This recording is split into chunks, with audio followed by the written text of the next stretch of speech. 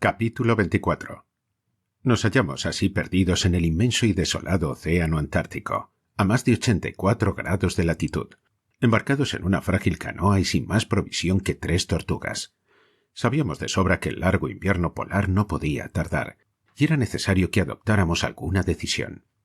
Había 6 o 7 islas a la vista, todas pertenecientes al mismo archipiélago y distantes 5 o 6 millas unas de otras, pero es de imaginar que no teníamos la menor intención de acercarnos a ellas.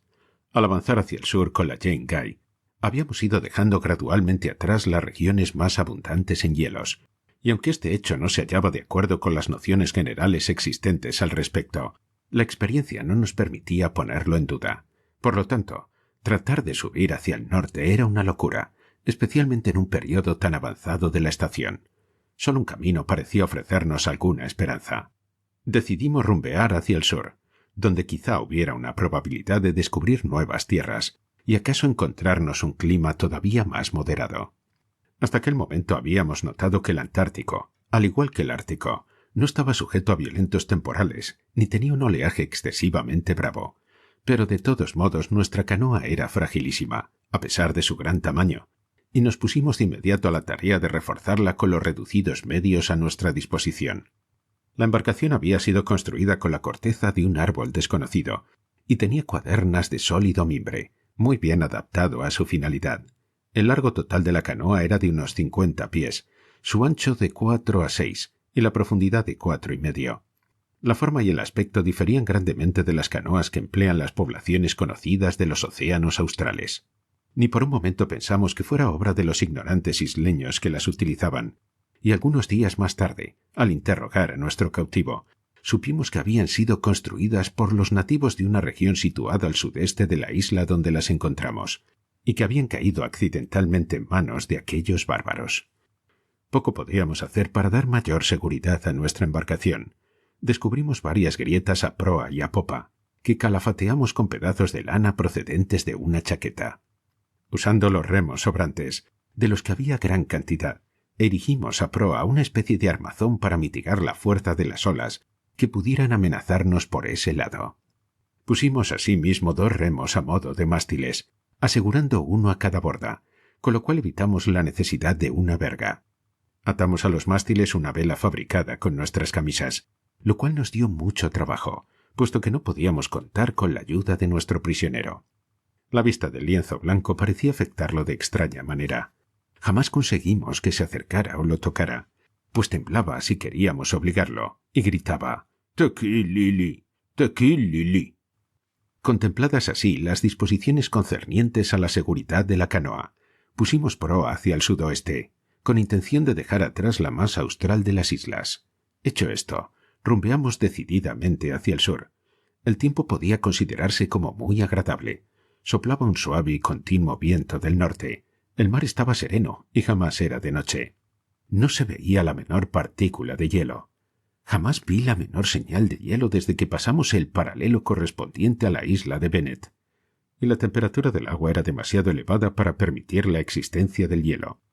Después de matar la más grande de nuestras tortugas, que no solo nos proporcionó carne, sino gran cantidad de agua, seguimos navegando 7 u 8 días sin el menor incidente, periodo en el cual debimos avanzar mucho hacia el sur, puesto que teníamos continuamente viento de popa y una fortísima corriente se desplazaba en la dirección que seguíamos.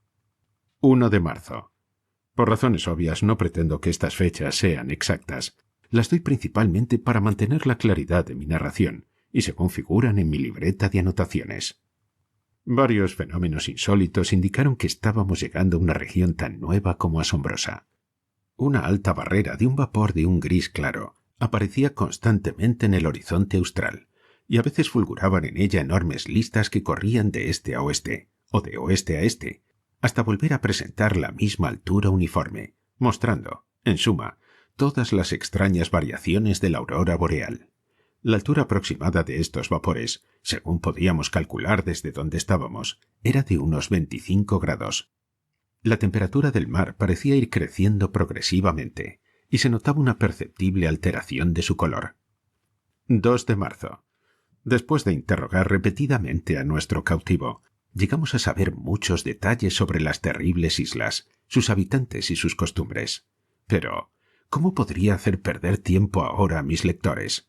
Diré, sin embargo, que según supimos, el archipiélago estaba formado por 8 islas, gobernadas por un rey común llamado Salemón o Plasmen, quien residía en una de las islas menores, que la piel negra que constituía la ropa de los guerreros procedía de un animal de gran tamaño, que solo habitaba en un valle próximo a la corte del rey, que los isleños eran capaces de fabricar únicamente balsas, y que las 4 canoas habían sido las únicas de ese tipo en su posesión, después de obtenerlas de manera accidental, pues procedían de una isla mayor situada al sudeste, que el nombre de nuestro cautivo era Nu-Nu, el cual no conocía la isla de Bennet, y nos hizo saber que aquella a la cual pertenecía se denominaba Salal. El comienzo de las palabras Salemón y Salal lo constituía un sonido fuertemente sibilante, imposible de imitar a pesar de nuestros esfuerzos, y que coincidía exactamente con el grito del alcabarán negro que habíamos matado en la cumbre de la colina. 3 de marzo.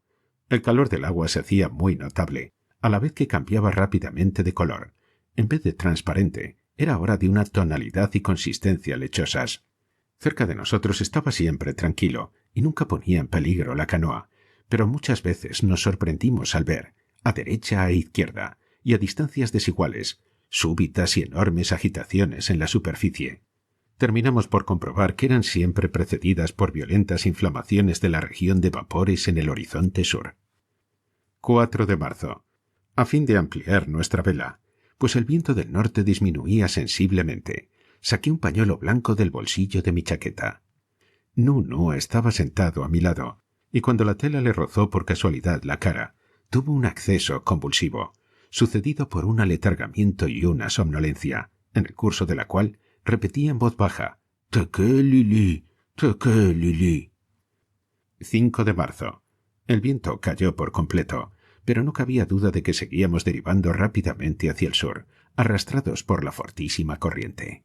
Hubiera sido harto razonable que, frente al giro que empezaban a tomar los acontecimientos, nos hubiésemos alarmado poco a poco, pero no era así. El rostro de Peters no indicaba la menor preocupación, aunque a veces sorprendía en él una expresión que no alcanzaba a descifrar. El invierno polar parecía estar acercándose, mas sin ninguno de sus terrores. Yo sentía un embotamiento físico y mental, y estaba como sumido en una ensoñación, pero eso era todo. 6 de marzo. El vapor gris ascendió varios grados más sobre el horizonte, mientras perdía poco a poco su tonalidad característica. El agua estaba extremadamente caliente, hasta desagradable al tacto, y su color lechoso se advertía con nitidez. Hoy se produjo una violenta agitación en el mar a muy poca distancia de la canoa. Como de costumbre, coincidió con un terrible resplandor en lo alto de la barrera de vapores, que por un momento quedó dividida en su base. Un fino polvo blanco, semejante a ceniza, pero que ciertamente no lo era, cayó sobre la canoa y sobre una gran extensión del agua, mientras el resplandor moría entre los vapores y las aguas se iban calmando. Nu se arrojó boca abajo en el fondo de la canoa, y no pudimos persuadirlo de que volviera a levantarse. 7 de marzo. Interrogamos a Nu sobre las razones que habían movido a sus compatriotas a matar a nuestros compañeros, pero parecía demasiado sobrecogido de terror para contestarnos de manera coherente. Seguía tirado en el fondo de la canoa, y cuando repetimos nuestra pregunta, se puso a gesticular como un idiota, entre otras cosas levantándose el labio superior con un dedo para mostrar los dientes. Los tenía completamente negros. Jamás habíamos visto antes los dientes de un habitante de Salal. 8 de marzo. Hoy nadó cerca de nosotros uno de aquellos animales blancos cuya aparición en la playa de Salal había producido tal conmoción entre los salvajes. Lo hubiera capturado, pero me dominó algo así como una indiferencia y me abstuve. El calor del agua seguía aumentando y ya no se podía meter en ella la mano. Peters habló muy poco y yo no sabía qué pensar de su apatía. En cuanto a Nu, solamente respiraba. 9 de marzo. La sustancia cenicienta caía ahora continuamente sobre nosotros en grandes cantidades. La barrera de vapores hacia el sur se había alzado prodigiosamente en el horizonte y comenzaba a asumir poco a poco una forma precisa. Solo alcanzo a compararla con una catarata sin límites, cayendo silenciosamente en el mar desde algún inmenso y lejanísimo borde del cielo. La gigantesca cortina abarcaba por entero el horizonte sur. no producía ningún ruido. 21 de marzo. Una lóbrega oscuridad se cernía sobre nosotros, pero de las lechosas profundidades del océano se alzaba una luminosidad que subía por la borda de la canoa. Ahora estábamos casi tapados por la lluvia blanca y cenicienta que se depositaba sobre nosotros y la canoa, pero que se disolvía al caer en el agua. La cumbre de la catarata se perdía por completo en la oscuridad y la distancia. Empero nos acercábamos a ella con una terrible velocidad. Por momentos se hacían visibles como dos garras enormes, dentro de las cuales se advertía un caos de imágenes fugitivas e indistintas. Brotaban vientos huracanados pero silenciosos, que agitaban en su curso el encendido mar. 22 de marzo. La oscuridad aumentó todavía más, y sólo la aliviaba el resplandor del agua que nacía de aquella blanca cortina alzada frente a nosotros. Muchos pájaros gigantescos, de una blancura fantasmal, volaban continuamente viniendo de más allá del velo blanco, y su grito, mientras se perdían de vista, era el eterno «Tequilili». Entonces Nunú se estremeció en el fondo de la canoa, pero al tocarlo descubrimos que su espíritu lo había abandonado, y de pronto nos vimos precipitados en el abrazo de la catarata, y un abismo se abrió en ella para recibirnos. Pero surgía a nuestro paso una figura humana velada, cuyas proporciones eran mucho más grandes que las de cualquier habitante de la tierra, y la piel de aquella figura tenía la perfecta blancura de la nieve. Nota. Las circunstancias relacionadas con la reciente y trágica muerte de Mr. Pym son bien conocidas de los lectores por las informaciones de la prensa. Se teme que los pocos capítulos que faltaban para completar su narración, y que aquel guardaba en su poder mientras los otros se hallaban en curso de impresión, se hayan perdido irremediablemente en el accidente que le costó la vida. Sin embargo, puede que no sea así, y si llegan a encontrarse dichos papeles, serán dados a conocer al público. No se ha descubierto ningún medio para llenar esta laguna. El caballero cuyo nombre se menciona en el prefacio, y que según se señala en el mismo, podía estar en condiciones de completar lo que falta, ha declinado hacerlo. Arguye para ello razones convincentes, que se refieren a la inexactitud general de los detalles que le fueron proporcionados, y a que no cree en la verdad de la última parte de la narración. Peters, que podría suministrar informaciones, vive todavía y reside en Illinois, pero por el momento no es posible dar con él. Si se descubre su paradero, no dudamos de que será capaz de completar los informes de Mr. Pym. La pérdida de 2 o 3 capítulos finales, pues no eran más, es harto lamentable, ya que sin duda contenían informaciones referentes al polo, o por lo menos a las regiones inmediatamente vecinas, y que esas informaciones habrían podido ser verificadas o desmentidas a breve plazo por la expedición gubernamental que se está preparando con destino al océano Antártico. Cabe hacer algunas observaciones concernientes a un punto de la narración, y que el autor de este apéndice se sentirá muy satisfecho si lo que hace notar sirviera para que los lectores concedieran mayor crédito a las muy extrañas páginas que acabamos de publicar. Aludimos a los abismos hallados en la isla de Salal, y a la serie de esquemas que figuran en las páginas 194 a 197.